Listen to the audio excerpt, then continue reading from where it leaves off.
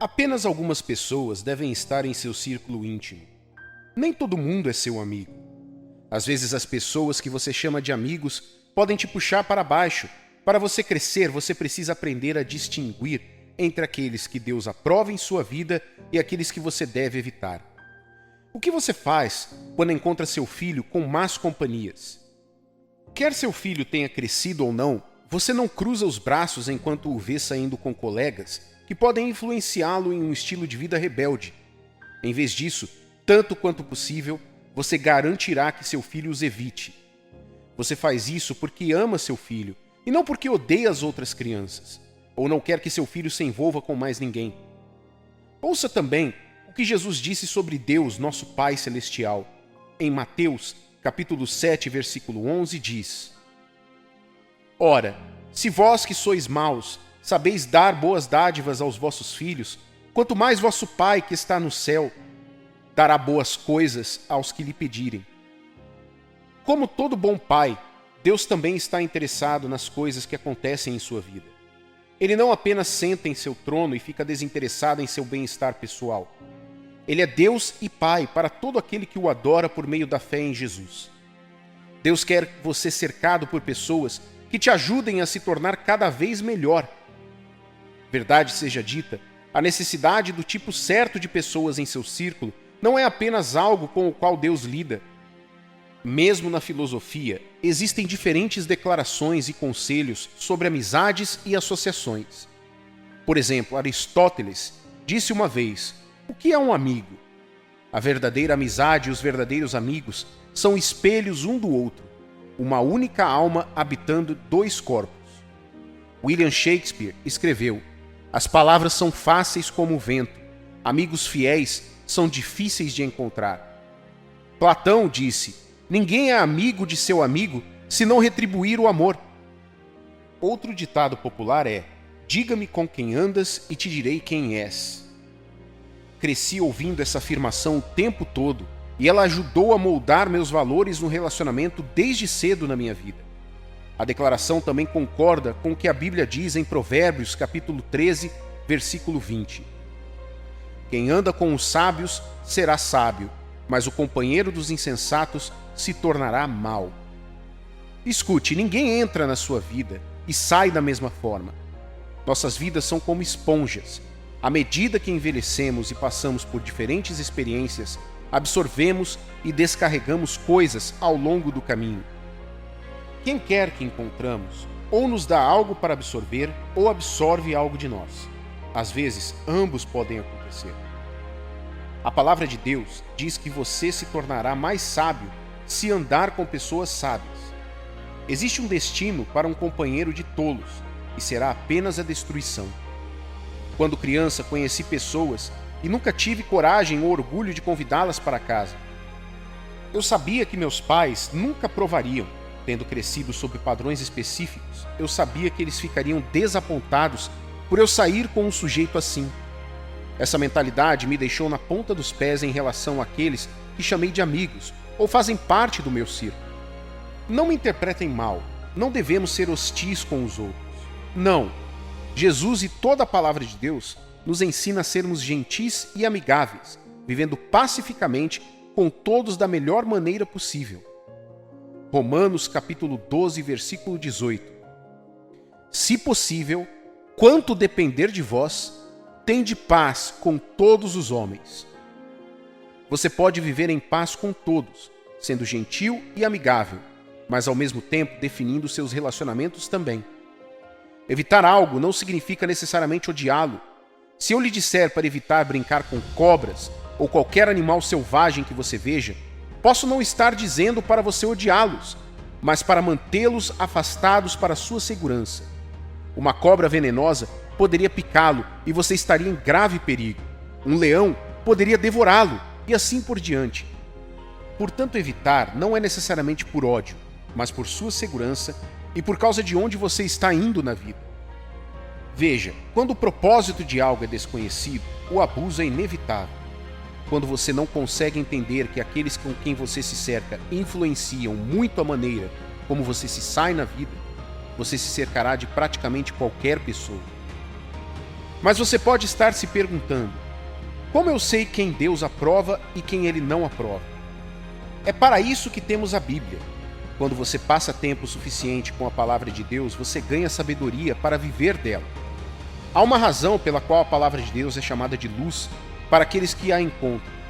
Você encontrará a resposta para todas as perguntas ou algo que de alguma forma o aponte nessa direção na palavra de Deus. Nesse caso, a palavra dele já disse algo sobre o tipo de pessoa que você e eu devemos evitar.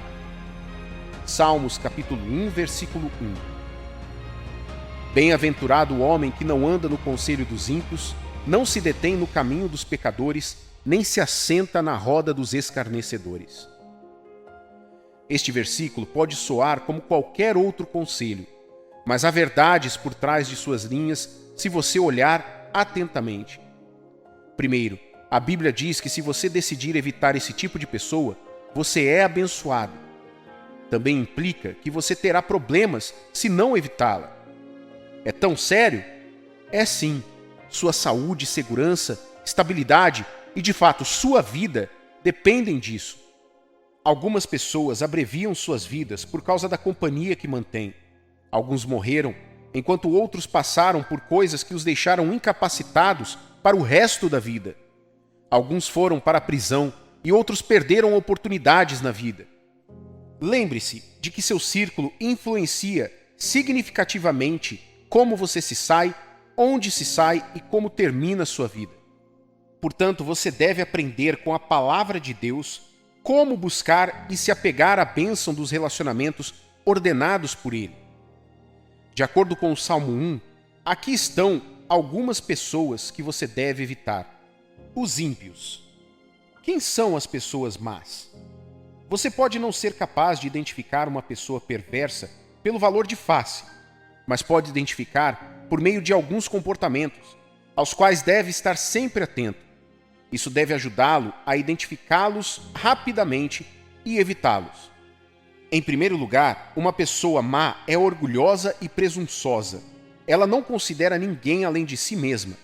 Essa atitude é má e perigosa, porque se coloca diante de Deus. Em segundo lugar, uma pessoa perversa é egoísta e não ama ninguém além de si mesma. Uma pessoa perversa, por exemplo, só chama algo de bom porque quer. No momento em que aquilo não atende mais aos seus desejos, não é mais bom o suficiente. Pessoas ímpias não se importam com os sentimentos ou objetivos de ninguém. Elas vão enganá-lo, tirar proveito do que você tem a oferecer e, quando acabarem, acabarão com você. Elas são gananciosas e insensíveis aos cuidados ou necessidades de qualquer pessoa, exceto as delas. Se uma pessoa perversa o ajudar, ela quer ganhar algo com isso. Terceiro, uma pessoa perversa é gananciosa e violenta. A pessoa ímpia é volátil, imprevisível, assustadora e destrutiva. Como um leão, os ímpios sabem que têm o poder e sempre o usam de forma prejudicial. Embora essas coisas não possam ser vistas pela aparência, elas não podem ser escondidas e você pode identificá-las rapidamente por meio de ações. Portanto, fique atento. Deus diz: evite os ímpios, não caminhe com eles. O que isso significa? Deus está dizendo que você não deve copiá-los. Todo mundo pode comemorar maldade, derramamento de sangue, engano e deslealdade, mas você não deve. Não imite os ímpios. É um caminho para a destruição. Por favor, fique longe deles. Não siga seus exemplos. Pecadores. Surpreendentemente, já vi cristãos discutindo sobre evitar ou não os pecadores. Isso é triste. Deixe-me repetir: evitar não é ódio. Por que você evita uma estrada danificada e segue uma rota mais segura até que a estrada esteja livre para uso? Por que eles colocam barreiras no zoológico ou dizem para você não entrar em reservas de animais ou fazer safaris? Por que você fica longe de águas infestadas de crocodilos? Por que você observa as regras de segurança? Você não odeia essas coisas. Não! Em vez disso, você está preocupado com sua segurança e sua saúde em primeiro lugar. Um pecador planeja, pratica e desfruta do pecado. Ele escolheu um caminho para a sua vida e ali se posicionou. Infelizmente, esse caminho é contrário ao caminho e às instruções de Deus. Um pecador não submeteu sua vida a Cristo, mas gosta de estar sem Ele. Ele rejeita qualquer coisa que tenha a ver com Jesus ou com o caminho da salvação. A Bíblia diz que todo aquele que recebeu Jesus é luz e quem não recebeu é trevas. Esses dois não devem estar em julgo desigual. A associação com o pecador em seu círculo íntimo leva a uma influência ímpia sobre sua vida.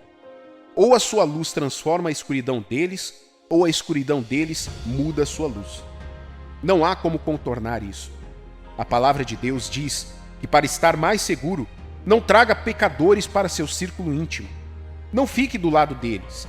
O que eles defendem não glorifica a Deus e, portanto, não deve ter sua aprovação. Algumas pessoas pensam: ok, eu não faço isso, mas também não sou contra. Não há meio termo no sistema de justiça e injustiça. Ou você é a favor ou contra. O mundo sabe disso e deixa claro sua posição. Infelizmente, a maioria dos cristãos não. Romanos capítulo 1, versículo 32 diz: Ora, conhecendo eles a sentença de Deus, de que são passíveis de morte os que tais coisas praticam, não somente as fazem, mas também aprovam os que assim procedem. Você pode declarar respeitosamente sua posição contra o caminho dos pecadores. Na verdade, seu amor por um pecador é expressado por meio de suas ações que procuram protegê-lo da impiedade. Eles devem saber que, embora você esteja lá para eles, você não apoia seu modo de vida. Qualquer coisa menos que isso é aprovação e vai contra o padrão de Deus para você, porque apoia a continuidade da impiedade no mundo. Evite o estilo de vida dos pecadores para o seu próprio bem. Isso nos leva ao último grupo de pessoas a ser evitado em sua jornada como cristão, para a sua própria segurança: os escarnecedores. Um escarnecedor é um assediador, perseguidor, ridicularizador e valentão. Ele despreza realidades e autoridades. Um escarnecedor vai provocar ou rir de você ou de suas intenções de maneira desdenhosa. Ele não tem medo de desafiar as instituições divinas ou governamentais. Ele trata as coisas sagradas com desprezo ou ridículo. O escarnecedor não levanta o ânimo de ninguém. Pelo contrário, ele mata a fé dos outros e não respeita as instruções ou promessas de Deus, rindo daqueles que o fazem. Se você se assentar com escarnecedores, é mais provável que também desenvolva essa atitude, apontando para a fraqueza dos outros, rindo de coisas sagradas e desafiando institutos ordenados por Deus. Por causa dessa influência, Deus diz que essas pessoas não devem fazer parte do seu círculo. As pessoas em seu círculo têm influência sobre suas decisões e hábitos. Portanto, se você não quer desenvolver uma atitude escarnecedora ou desdenhosa, evite pessoas assim, não importa se elas estão próximas a você. Querido Filho de Deus, essas ações específicas são necessárias por causa do tipo de vida para o qual Deus o chamou e o destino que Ele está levando para você. Uma delas é associar-se com aqueles que Deus aprova em sua vida. Como acabamos de ver, peça a Deus que abra seus olhos espirituais para ajudá-lo a identificar e tomar as atitudes necessárias em relação a essas pessoas em sua vida. O Espírito Santo está disposto a lhe dar toda a ajuda que você precisa para discernir e construir relacionamentos saudáveis que resultarão no cumprimento do seu destino.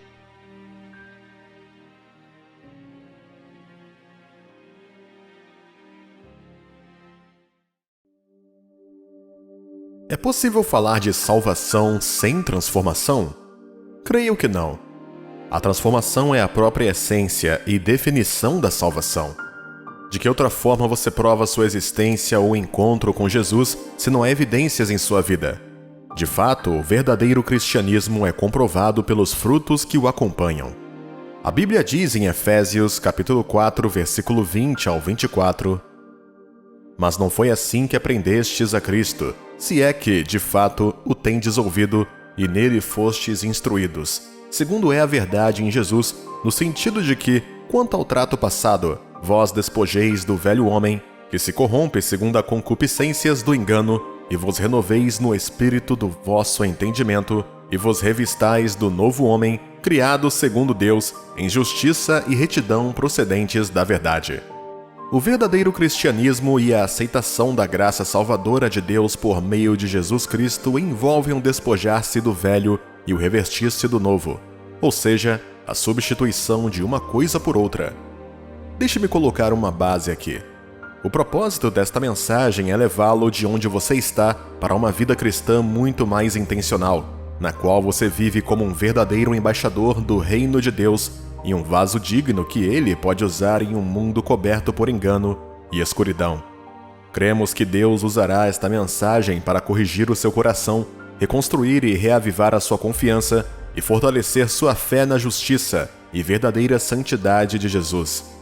O chamado para a salvação é um chamado geral, ou seja, Deus acena para todas as pessoas, independentemente de origem, cor, raça, história ou status, para virem a Ele e colocarem sua fé em seu Filho Jesus Cristo. Em Tito, capítulo 2, versículo 11, a Bíblia diz: Porquanto a graça de Deus se manifestou salvadora a todos os homens. Deus reservou um dia em que julgará o mundo inteiro e o destruirá por causa do pecado e da corrupção que há nele. No entanto, Ele abriu esse caminho para que todos possam entrar e fazer parte de sua família, escapando assim da condenação vindoura. Foi isso que Jesus disse a Nicodemos: todo aquele que nele crê não perecerá, mas terá a vida eterna. Deus não espera que o incrédulo seja santo, pois não importa o quanto ele ou ela tente, eles não podem viver santos, mesmo quando fazem o bem. As boas ações de um pecador podem ser louváveis, mas não podem ser chamadas de santas diante de Deus, porque estão corrompidas pela natureza pecaminosa que carregam. Assim, a expectativa de Deus para o pecador não é santidade, mas arrependimento e a aceitação da salvação pela fé em Jesus Cristo. Quando o pecador se torna santo, a expectativa de Deus muda, porque agora ele tem dentro de si a capacidade de se tornar como Deus, santo. Porquanto Deus pode dizer: sede santos, porque eu sou santo. No livro 2 de Coríntios, capítulo 7, versículo 1, coloca desta forma: Tendo, pois, ó amados, tais promessas, purifiquemo-nos de toda a impureza, tanto da carne como do espírito, aperfeiçoando a nossa santidade no temor de Deus. A verdade é que ninguém é perfeito, porém, cada um de nós pode caminhar rumo à perfeição. E esse é o padrão de Deus. Quando você se tornou um filho de Deus, você não foi trazido para a família dele para fazer as coisas do seu jeito. Não, você foi habilitado para viver de acordo com o padrão de Deus. Deus não existe por nossa causa. Nós é que existimos por causa dele.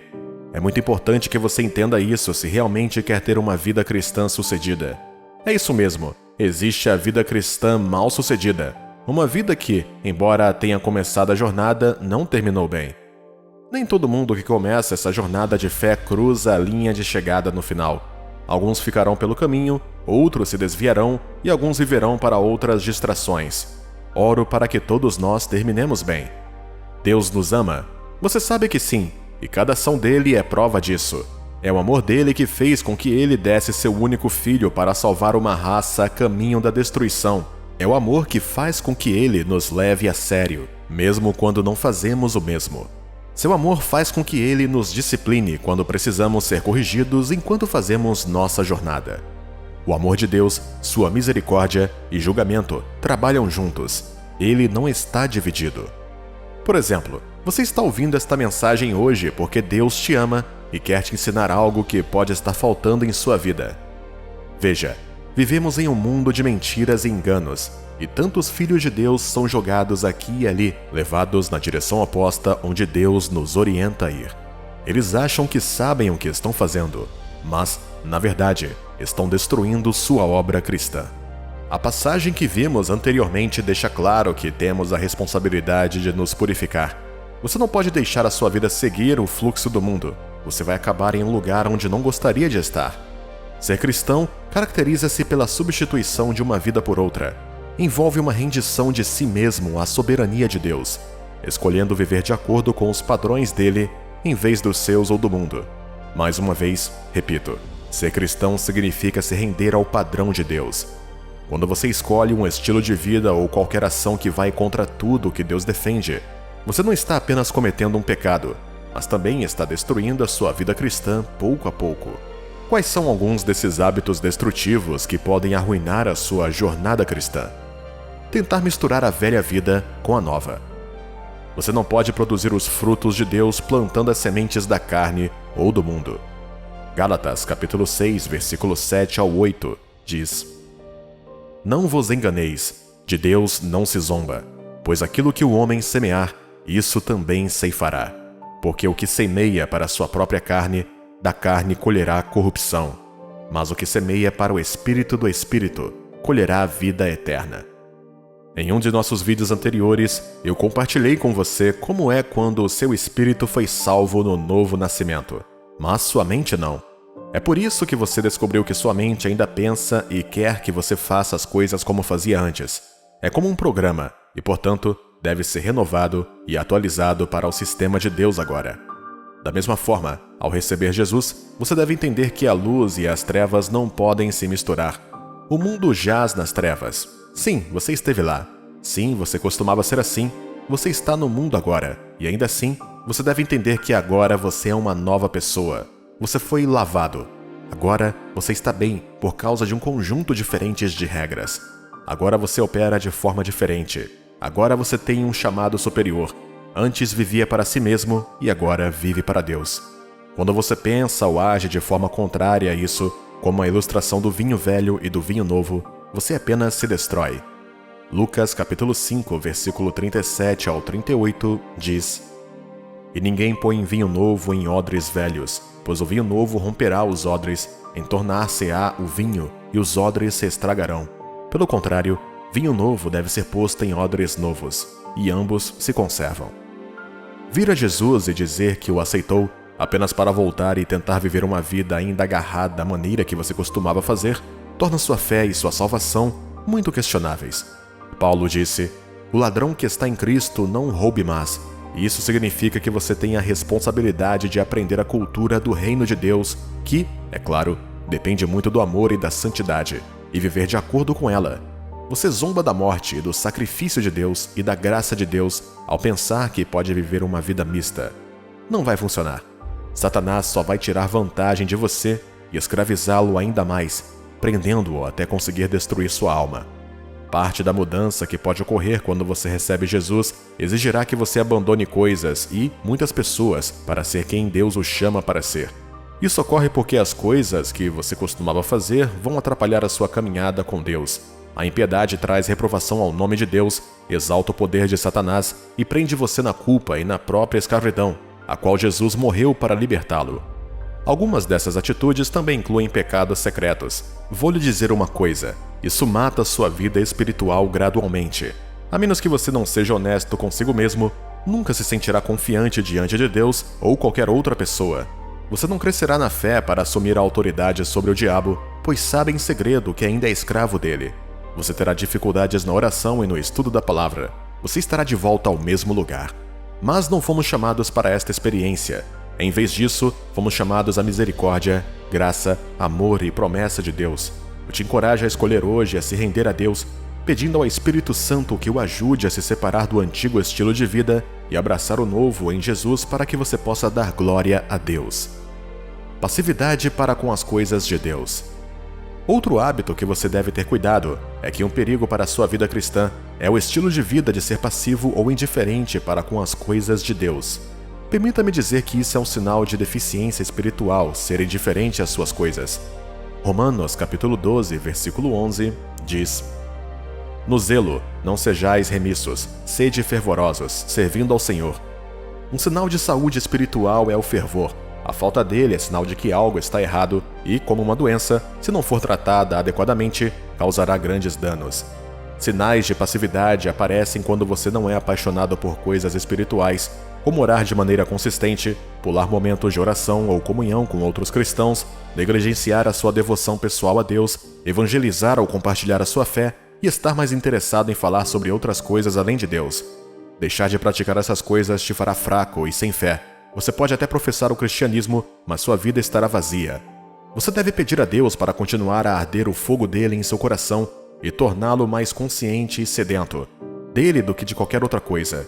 Se nosso destino eterno é o céu, então deveria fazer mais sentido ser sedento pelas coisas espirituais. Deveria fazer mais sentido desejar mais e mais maneiras de se envolver com as coisas celestiais do que as terrenas. Você não concorda? O hábito de fazer e associar-se com amizades ímpias. Veja, a Bíblia diz que o ferro afia o ferro. A madeira é útil à sua maneira, mas não pode ser considerada um instrumento para afiar qualquer ferramenta afiada. Deus não diz para você deixar de ser amigável. Você sabe que não podemos ministrar para o mundo sem interagir com ele. Jesus foi e ainda é amigo dos pecadores. Ele está acessível e disposto a libertá-los sem rejeitar aqueles que vêm a ele. Porém, mesmo sendo amigo do pecador, Jesus só chama de amigo aquele que o obedece. Em João capítulo 15, versículo 14, ele disse: "Vós sois meus amigos, se fazeis o que eu vos mando." A Bíblia nos diz que quem anda com pessoas sábias se tornará mais sábio ainda, mas um companheiro de tolos será destruído. Fazer amizades e associar-se constantemente com o mundo não é saudável para sua caminhada com Deus por causa do efeito que isso pode ter sobre você. Em vez disso, você deve escolher cercar-se de pessoas com a mesma opinião, companheiros cristãos que seguem o mesmo caminho que você e têm valor espiritual suficiente para ajudá-lo a ser melhor como cristão. Existem muitos outros hábitos que podem ameaçar a sua caminhada com Deus. No entanto, Deus nos deu uma chave para superarmos esses hábitos, que é deixar de lado todo o peso em nossa vida e fixar os olhos em Jesus. Hebreus capítulo 12, versículo 1 ao 2, diz: "Portanto, também nós, visto que temos a rodear-nos tão grande nuvem de testemunhas, desembaraçando-nos de todo o peso e do pecado que tenazmente nos assedia, corramos com perseverança a carreira que nos está proposta, olhando firmemente para o autor e consumador da fé, Jesus, o qual, em troca da alegria que lhe estava proposta, suportou a cruz, não fazendo caso da ignomínia, e está assentado à destra do trono de Deus." Deixe Jesus ser o seu foco, seu propósito, a sua intenção e seu objetivo. Quando ele é tudo o que importa, tudo mais ficará para trás. O engano de Satanás será exposto e você se libertará. Peça ao Senhor para ajudá-lo a deixar esses hábitos de lado e fixar seus olhos em Jesus até o fim.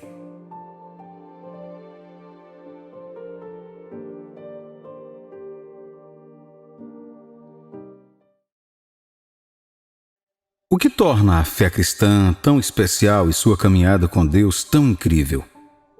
Você já se perguntou o que torna o cristianismo diferente de todas as outras fés e crenças do mundo?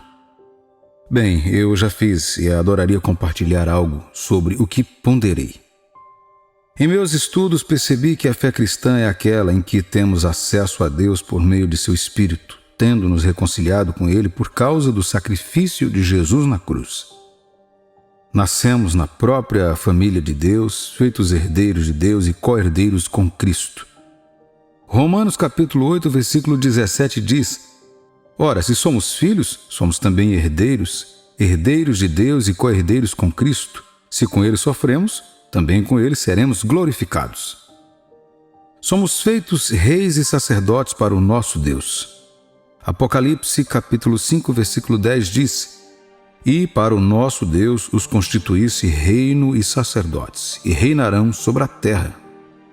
Tantas outras verdades surpreendentes tornam a fé cristã como nenhuma outra. Antes da queda do homem no jardim, e finalmente do plano de redenção e restauração de Deus para a humanidade, havia um padrão de vida.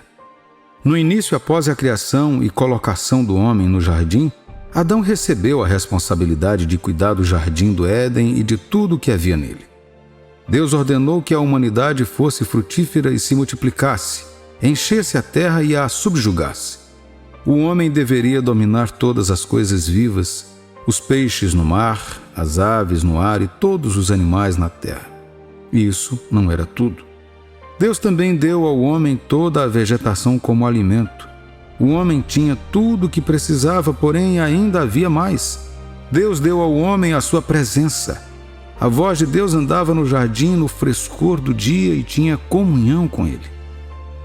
O homem era o ápice da criação de Deus e o centro da atenção dele, e desfrutava da comunhão com Deus diariamente.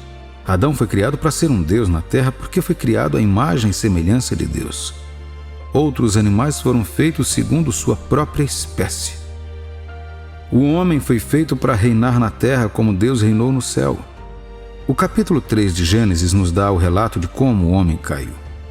O homem caiu da glória e cedeu autoridade e domínio ao diabo quando ouviu o engano da serpente. Isso aconteceu quando o homem comeu a fruta que foi ordenado a não comer. O homem tornou-se mortal, insensível a Deus, eternamente separado de seu Criador e condenado à morte. O homem perdeu sua casa, o jardim, seu trabalho, que era cuidar do jardim e tudo o que havia nele, e seu propósito, que era frutificar e multiplicar, reabastecer e subjugar, dominar e ter autoridade e reinar sobre todas as coisas. Deus, que é misericordioso, compassivo e bondoso, concebeu um plano através do qual o homem poderia ser restaurado de volta ao seu lugar original e tornar-se amigo e parceiro de Deus novamente. O plano de Deus era pagar pelos pecados do homem para que o homem ficasse livre da condenação eterna. O amor de Deus o compeliu a enviar seu Filho para ser o sacrifício expiatório e morrer, para que a vida eterna pudesse ser disponibilizada. O homem pudesse ser restaurado à glória e desfrutar desse fluxo incessante de comunicação, relacionamento e parceria com seu Criador e fonte, assim como costumava ser no jardim. A reconciliação e a restauração do homem tornaram possível não apenas que a voz do Senhor viesse e tivesse comunhão com o homem, ou que o Espírito Santo viesse sobre o homem, como aconteceu com os profetas do passado. Graças à obra expiatória de Jesus na cruz, o homem se tornou em habitação adequada para o Espírito Santo.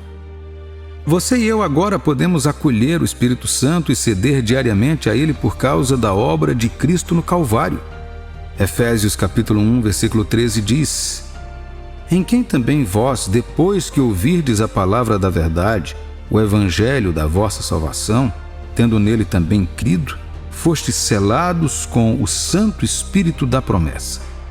Se você crê que Jesus é o Filho de Deus e morreu para salvá-lo da condenação eterna, então você tem a salvação e foi selado com o Espírito Santo da promessa. Creia nisso. Quando recebemos a Cristo Jesus, nosso espírito, que herdou a morte de Adão, é trazido de volta à vida. Como isso acontece? O próprio Jesus vem a você através do Espírito Santo. Quando ele vem, a vida vem e você é reavivado. Mas muito mais do que isso, você se torna a morada de Deus. O Espírito Santo é dado a todos que o receberem livremente e nos ajuda a fazer a vontade de Deus, se o permitirmos. O Espírito Santo é nosso ajudador, consolador, advogado, intercessor, conselheiro e fortalecedor. E ele estará conosco para sempre. Não é de admirar que a Bíblia diz que você é o templo de Deus. 1 Coríntios capítulo 6, versículos 19 e 20 diz: acaso não sabeis que o vosso corpo é santuário do Espírito Santo, que está em vós, o qual tendes da parte de Deus, e que não sois vós mesmos? Porque fostes comprados por preço. Agora, pois, glorificai a Deus no vosso corpo. Quando o Espírito de Deus entra em um novo crente, muitas coisas começam a acontecer. Ele não vem apenas para fazer as pessoas falarem em línguas ou realizar milagres. Ele vem para fazer muitas outras coisas, geralmente para ajudar você e eu a vivermos a vida do céu aqui na terra. Quando ele agir em sua vida, você notará coisas que não existiam antes, como desejos e habilidades. Esta é a prova de que sua nova vida não é auto-inspirada, mas inspirada por Deus. Quais são os sinais de que o Espírito Santo está operando em sua vida? Um sinal certo que qualquer um que tenha o Espírito de Deus notará é a obediência voluntária e a parceria com as instruções de Deus em sua palavra. Normalmente, antes que o Espírito de Deus tome lugar em sua vida, certos desejos e culturas se manifestam através de você.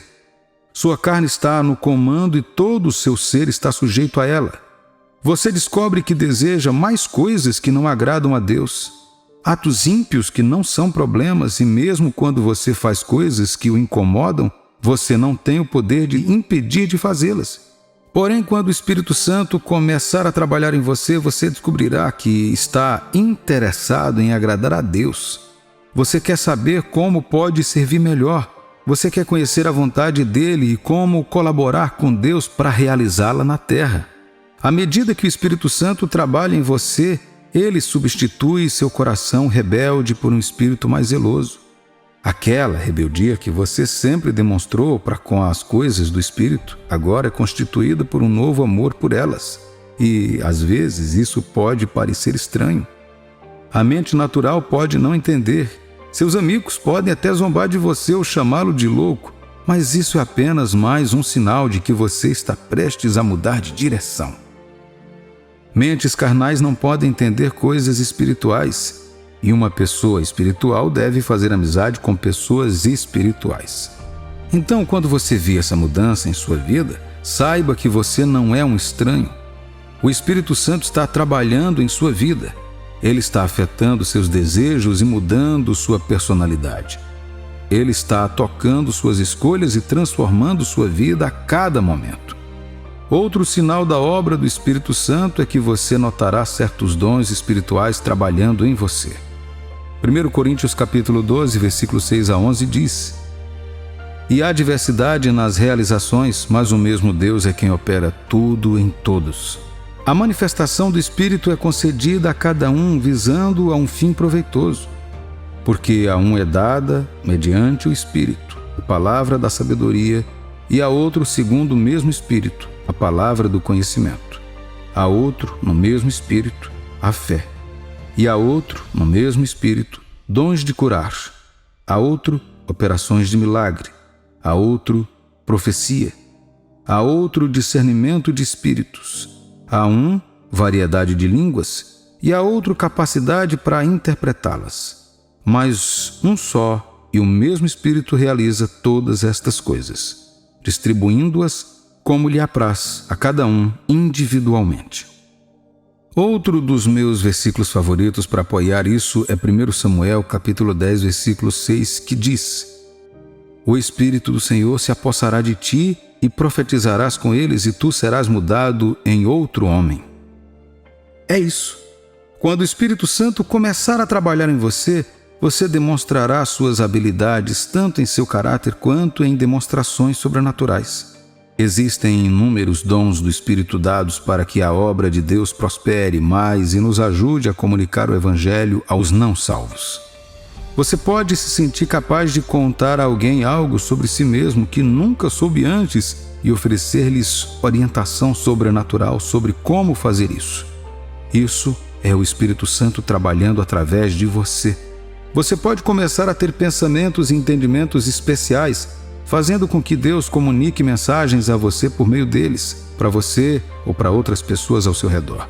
Você pode se sentir capaz de orar e interceder mais pelos outros do que por suas próprias necessidades. A lista poderia continuar. Lembre-se, todos esses são sinais de que Deus está operando algo único em sua vida por meio do Espírito Santo. Não apague essa chama. Em vez disso, continue alimentando-a e cooperando com a obra de Deus. Evite coisas que desanimem e fique perto das coisas que os encorajam e ajudam você a se acostumar com seu funcionamento. Outro sinal da operação do Espírito Santo é a demonstração de seus frutos através de você. Gálatas capítulo 5, versículos 22 e 23 diz: Mas o fruto do Espírito é amor, alegria, paz, longanimidade, benignidade, bondade, fidelidade, mansidão, domínio próprio. Contra estas coisas não há lei. A obra do Espírito Santo desperta uma força inexplicável que permite que cada um dos frutos do Espírito se manifeste através de você. Você descobre que ama e perdoa facilmente os outros. Quando você olha para as pessoas irritantes, em vez de ficar bravo e querer feri-las, você sente pena por elas e um desejo de vê-las conhecer a Deus e experimentar sua misericórdia. O mesmo vale para a fé, a alegria, paz e todos os outros frutos. O benefício disso é que eles ajudam você a realmente revelar que encontrou Jesus Cristo. Um cristão que não tem esses frutos demonstrados em sua vida pode ter uma fé questionável. Outro grande sinal maravilhoso de que o Espírito Santo está trabalhando em sua vida é que ele começa a enviar um grupo especial de pessoas para você. Essas pessoas podem vir com colegas de trabalho, colegas de escola, estranhos em um café, motoristas de táxi, pastores ou líderes de jovens ou qualquer pessoa. O que as torna especiais é que há uma contribuição especial que elas trazem para a sua vida, como algumas correções, encorajamento, instruções, educação, apoio e muito mais. Todas as suas atividades o ajudarão a se aproximar de Deus, a fortalecer sua fé e tornar-se cada vez mais semelhante a Cristo. Às vezes, o processo pode ser desafiador, pois algumas dessas pessoas podem usar métodos aos quais você não está acostumado. No entanto, se você entender isso, apreciará seu relacionamento com elas e se submeterá à obra que o Espírito Santo está realizando por meio delas. Lembre-se disso. O Espírito Santo é nosso maior companheiro. Ele não quer apenas viver em você, ele também quer viver através de você. E para que ele faça isso, ele tem que operar como um cirurgião e tirar algumas coisas e colocar outras no lugar. Qualquer um que permite que Deus faça o que ele quer, torna-se cada vez melhor. Mas aqueles que se recusam a permitir essa ação continuarão os mesmos e ficarão mais fracos. Eu o encorajo a pedir ao Espírito Santo não apenas para entrar em seu coração, mas também ensiná-lo a reconhecer seu trabalho interno em sua vida, bem como a graça de cooperar com ele enquanto Deus faz o que é melhor em você e para você.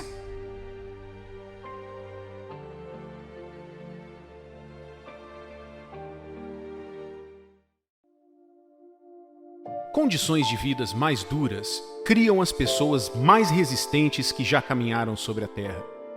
As épocas mais difíceis da vida geraram os cristãos mais fortes, apesar das dificuldades. Os lugares mais cruéis da Terra são a base de alguns dos homens mais cheios de amor da face da Terra.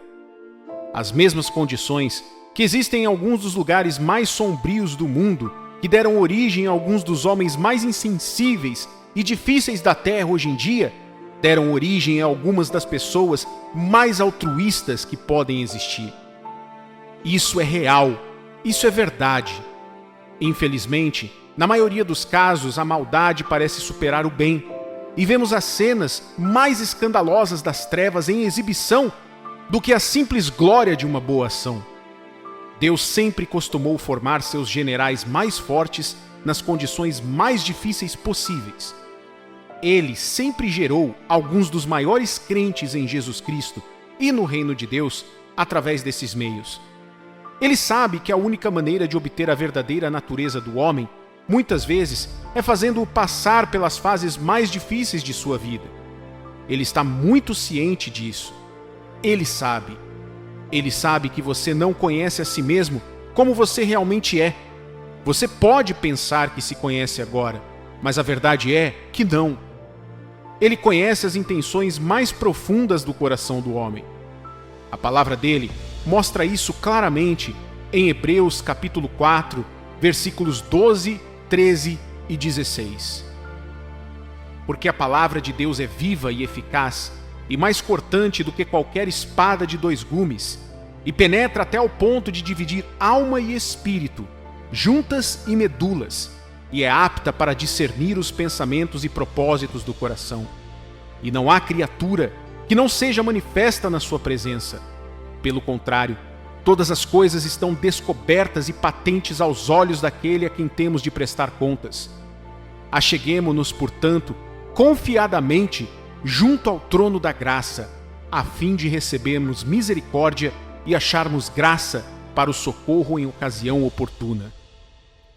Ele conhece você mais do que seus pais, seu cônjuge e entes queridos. Pense naquele melhor amigo que você tem, naquele relacionamento próximo, naquela pessoa que parece ser capaz de dizer todos os seus pensamentos e lutas. Pense em todas essas pessoas. Elas não têm ideia de quem você realmente é. Elas podem até ter uma perspectiva muito ampla de você, mas não têm ideia.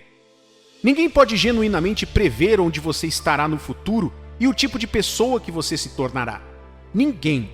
Absolutamente ninguém.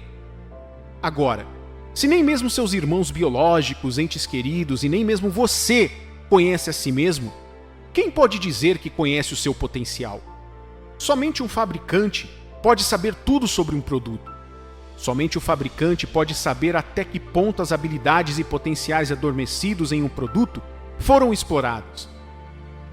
Ele te criou e ele conhece as tendências ocultas nas fendas mais profundas do seu coração. Ele está ciente de seus erros e falhas. Ele conhece suas fragilidades. Ele conhece suas fraquezas. Ele também conhece claramente seus pontos fortes. Ele está ciente.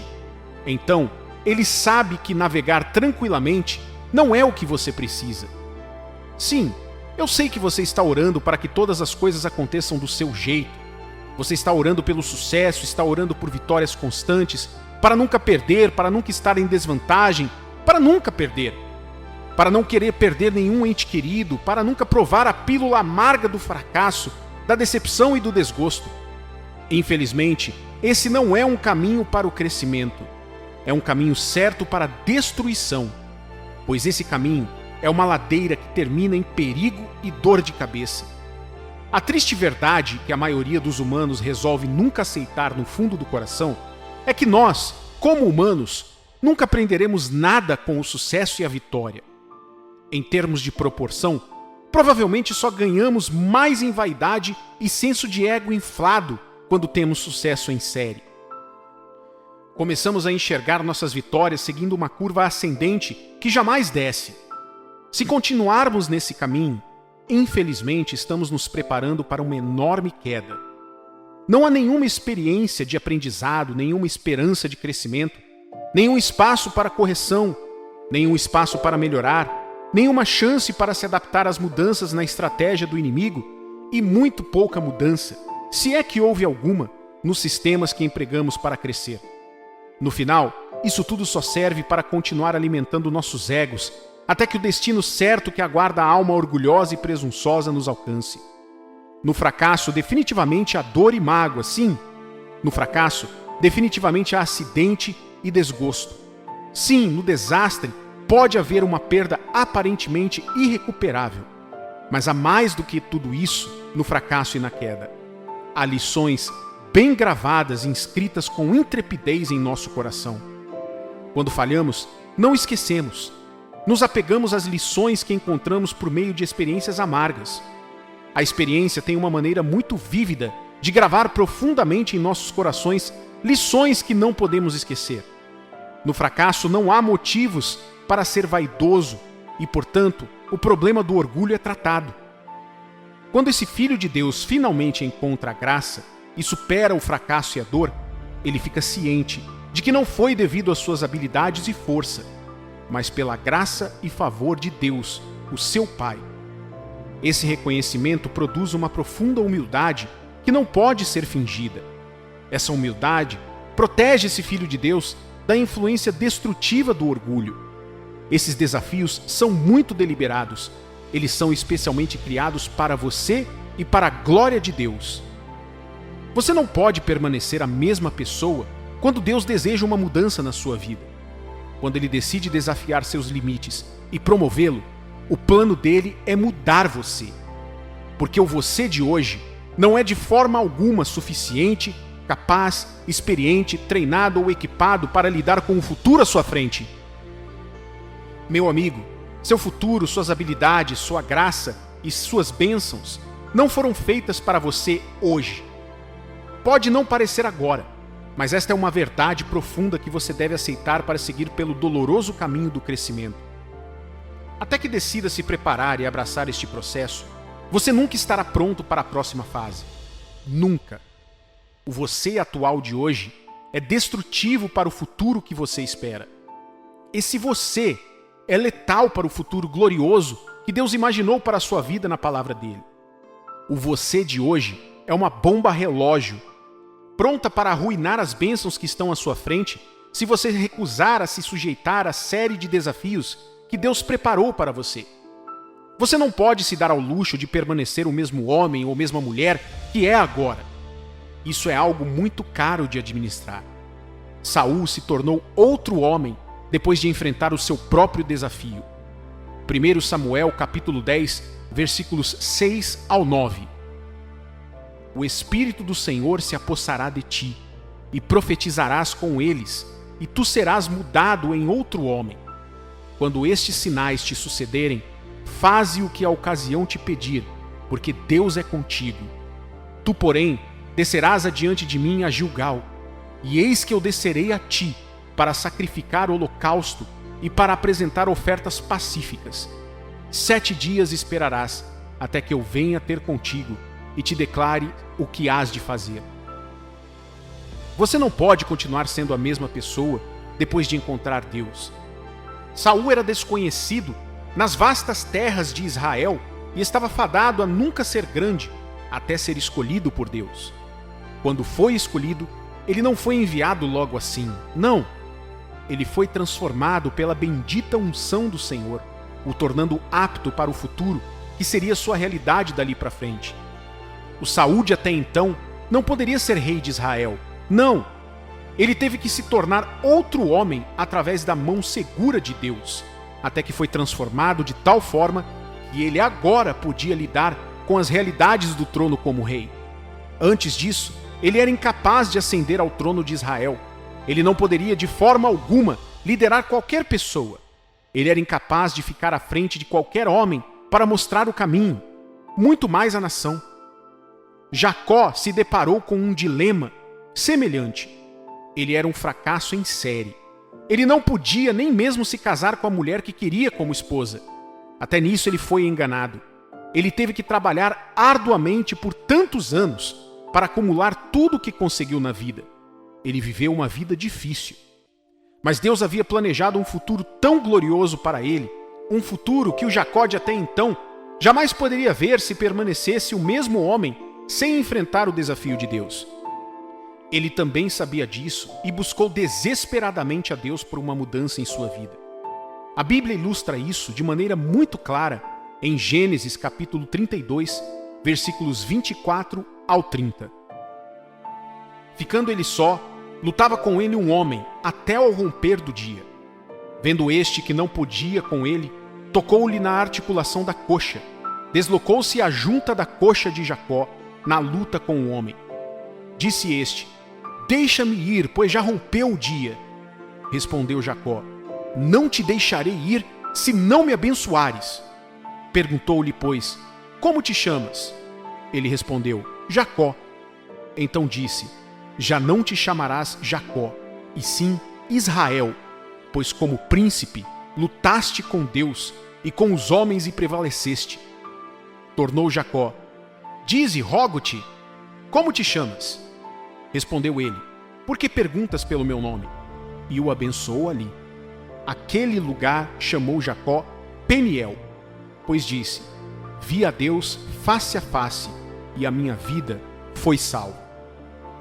Jacó se recusou a continuar naquela triste história de lutas e mais lutas. Quando você, querido filho de Deus, vai se cansar e avançar para o desafio que Deus tem para você? Para que você saia dessa experiência como uma outra pessoa, devidamente preparada para o grande amanhã que existe para você, escolha hoje abraçar o desafio de Deus para transformar a sua vida.